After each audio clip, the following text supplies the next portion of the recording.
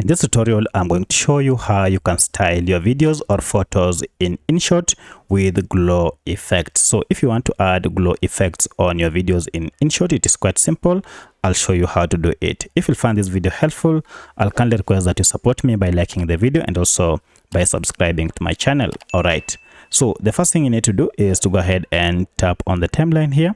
And once you're on the timeline, choose this option called Effect. So if you tap on Effect, choose again here Effect, and you can see we have here quite a number of effects on our bar here. So scroll until you see the option called Styles.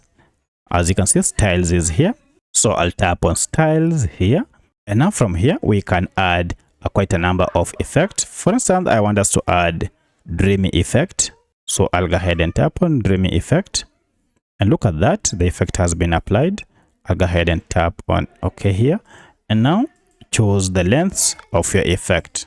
If you want to apply on the whole of the video, go ahead and drag this from beginning to end like this. And now if I play the video, you can see the effects have been applied. And now I'll go ahead and tap on OK to apply the changes. So that's how you add effects on your videos in Shortcut. If you have any other question, kindly let me know in the comment section. Otherwise, thanks for watching, and let's meet in the next video.